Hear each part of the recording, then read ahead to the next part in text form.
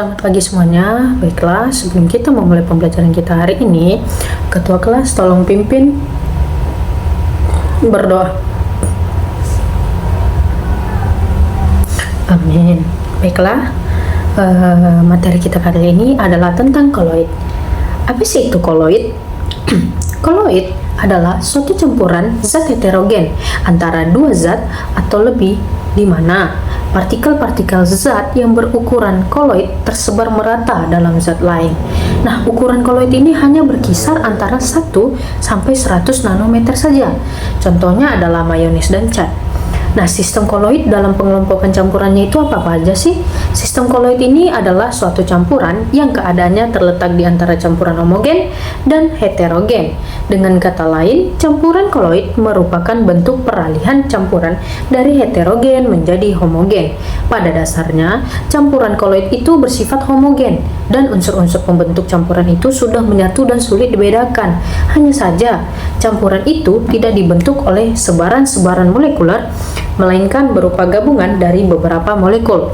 Namun, karena bentuknya sangat kecil, gabungan-gabungan molekul itu sulit dikenali lagi. Nah, untuk membedakan sistem koloid dengan sistem pencampuran lainnya ini, dapat kita lihat beberapa dari tabel perbedaannya dari larutan, koloid, dan suspensi. Nah, nanti kalian juga bisa mencari lebih lanjut tentang koloid ini di website. Nah, macam-macam koloid dan pengelompokannya itu juga apa-apa aja sih? Nah, dalam sistem koloid itu terdiri atas dua fase atau bentuk, dari fase terdispersi dan fase pendispersi, yang mana zat yang fasenya tetap disebut zat pendispersi, sementara itu zat yang fasenya berubah merupakan zat terdispersi. Berdasarkan fase itu, sistem koloid terbagi atas 3 bagian, yaitu koloid, sol, emulsi, dan buih. Sol ialah koloid dengan zat terdispersinya fase padat. Emulsi adalah koloid dengan zat terdispersinya fase cair. Buih ialah koloid dengan zat terdispersinya fase gas. Berdasarkan fase mediumnya, sol, emulsi, dan buih masih terbagi atas beberapa jenis lagi. Yang pertama adalah koloid sol. Koloid sol terdiri atas bagian-bagian berikut. Yang pertama, sol padat. Sol padat ialah jenis koloid dengan zat fase padat terdispersi dalam zat fase padat. Contohnya adalah logam paduan, kaca berwarna, intan hitam, dan baja. Yang B, sol cair. Sol cair ialah jenis koloid dengan zat fase padat terdispersi dalam zat fase cair, yang berarti hal ini terjadi terdispersi fase padat dan medium fase cair. Contohnya adalah cat, tinta, dan kanji. Yang ketiga, sol gas, yang mana padat dan gas. Sol gas atau aerosol padat ialah koloid dengan zat fase padat terdispersi dalam zat fase gas. Hal ini berarti zat terdispersi fase padat dan medium fase gas. Contohnya asap dan debu. Yang kedua adalah koloid emulsi, yang mana koloid ini terbagi ke dalam 3 jenis, yakni sebagai berikut. Yang pertama adalah emulsi padat, cair ke padat. Emulsi padat ini ialah koloid dengan zat fase cair terdispersi dalam zat fase padat. Hal ini berarti zat terdispersi fase cair dan medium zat fase padat. Contohnya adalah mentega, keju, jelly, dan mutiara. Yang B, emulsi cair. Dari cair ke cair, emulsi ini ialah koloid dengan zat fase cair terdispersi dalam zat fase cair. Hal ini berarti zat terdispersi fase cair dan medium fase cair. Contohnya susu, minyak ikan, dan santan kelapa. Emulsi gas. Emulsi gas adalah aerosol cair, yakni koloid dengan zat fase cair terdispersi dalam zat fase gas. Hal ini berarti zat terdispersi fase cair dan medium fase gas. Contohnya obat-obat insektisida, kabut, dan hairspray. Yang ketiga adalah koloid buih. Koloid buih ini terdiri atas 2 jenis, yaitu sebagai berikut. Buih padat ialah koloid dengan zat fase gas terdispersi dalam zat fase padat. Hal ini berarti zat terdispersi fase gas dan medium fase padat. Contohnya busa jok dan batu apung. Buih cair. Buih cair adalah koloid dengan zat fase gas terdispersi dalam zat fase cair. Berarti zat terdispersi fase gas dan medium fase cair. Contohnya buih sabun, buih soda, dan krim kocok. Beberapa macam koloid dan penggunaannya. Ada banyak penggunaan sistem koloid di dalam kehidupan sehari-hari maupun dalam berbagai industri, seperti industri kosmetik, makanan, farmasi, dan sebagainya. Beberapa macam koloid tersebut antara lain yang pertama adalah aerosol. Aerosol adalah sistem koloid di mana partikel padat atau cair terdispersi dalam gas. Aerosol ini dapat kita saksikan di alam, yaitu kabut, awan, dan debu di udara. Dalam industri modern, banyak sediaan insektisida dan kosmetika yang diproduksi dalam bentuk aerosol dan sering kita sebut sebagai obat semprot. Contohnya antara lain adalah hairspray, deodoran, dan obat nyamuk. Yang kedua, sol adalah sistem koloid di mana partikel dapat terdispersi dalam cairan. Yang ketiga, emulsi adalah suatu sistem koloid di mana zat terdispersi dan medium pendispersi sama-sama merupakan cairan. Agar terjadi suatu campuran koloid harus ditambahkan zat pengemulsi. Susu merupakan emulsi lemak dalam air dengan kasein sebagai emulgatornya.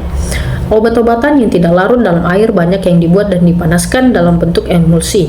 Contohnya emulsi minyak ikan. Emulsi yang dalam bentuk semi padat disebut krim. Sifat-sifat koloid yaitu efek Tyndall, yang mana sifat penggamburan cahaya oleh koloid ditemukan oleh John Tyndall. Oleh karena itu sifat ini dinamakan Tyndall. Efek dari Tyndall digunakan untuk membedakan sistem koloid dari larutan sejati. Contoh dalam kehidupan sehari-hari dapat diamati dari langit yang tampak berwarna biru atau terkadang merah atau orange. Gerak Brown. Di bawah mikroskop ultra, partikel koloid akan tampak sebagai titik cahaya. Jika pergerakan titik cahaya atau partikel tersebut diikuti, partikel itu bergerak terus-menerus dengan gerakan zigzag. Yang ketiga, adsorpsi koloid. Partikel sol padat ditempatkan dalam zat cair atau gas, maka partikel zat cair atau gas akan terakumulasi. Fenomena disebut adsorpsi. Jadi, adsorpsi terkait dengan penyerapan partikel pada permukaan zat.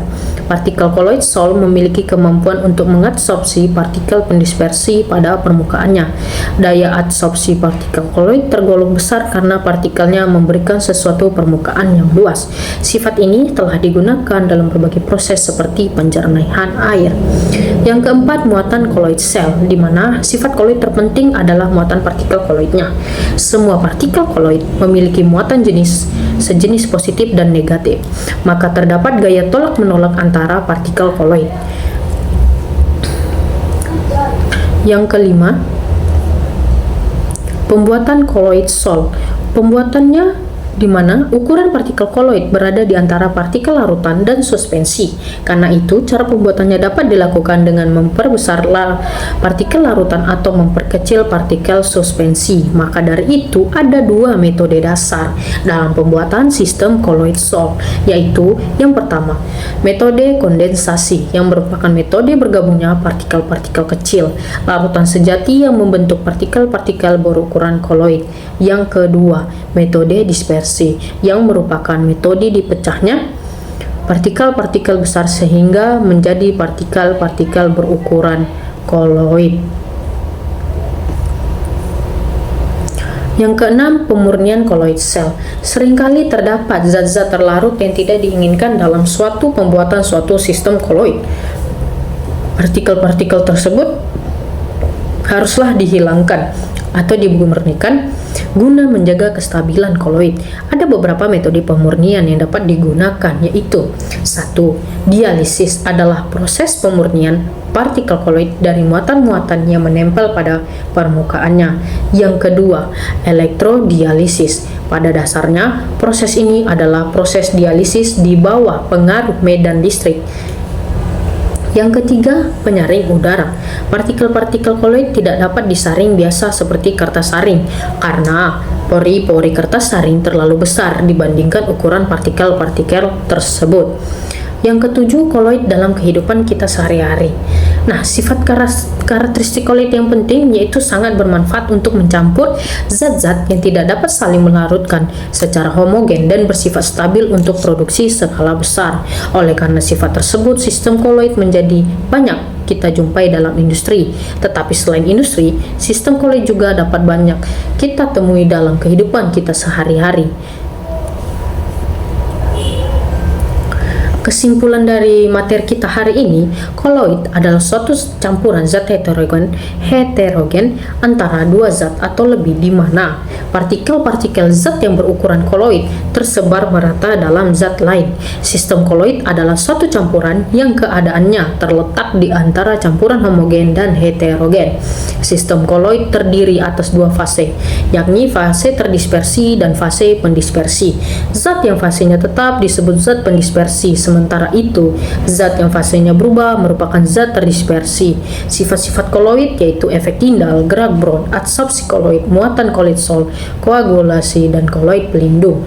Cara pembuatan sistem koloid dapat dilakukan dengan memperbesar partikel larutan atau memperkecil partikel suspensi. Ada dua metode dasar dalam pembuatan sistem koloid sol, yaitu metode kondensasi dan metode dispersi. Untuk partikel-partikel yang mengganggu pembuatan sistem koloid digunakan metode pemurnian, yaitu dialisis, elektrodialisis, dan penyaring ultra. Nah, sekian dari materi koloid kita hari ini.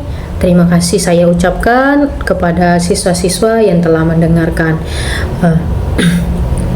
Baik, di sini metode pembelajaran yang saya gunakan adalah metode pembelajaran ekspositori, yang mana kita tahu metode pembelajaran ekspositori ini adalah yang mengelola kelas adalah guru. Kelebihan dari ekspositori ini adalah membantu guru semakin cakap dalam memahami materinya, karena di sini guru adalah objek sasaran utama yang akan terus diperhatikan murid ketika dari awal hingga akhirnya pembelajaran. Namun kekurangan dari ekspositori ini yaitu adalah karena guru yang memegang peranan di sini, jadinya kurangnya siswa dalam berinteraksi dengan guru. Siswa hanya dapat berinteraksi dengan temannya saja. Namun bukan berarti siswa di sini tidak bisa bertanya dengan gurunya. Karena metode pembelajaran yang digunakan adalah metode ekspositori, siswa bisa dibilang monoton dalam metode pembelajaran ini. Nah, sekian dari metode pembelajaran yang saya sampaikan. Jika ada salah kata dalam saya menjelaskan tentang apa itu ekspositori ataupun materi yang saya berikan, saya mohon maaf. Saya akhiri materi ini dengan mengucapkan selamat pagi.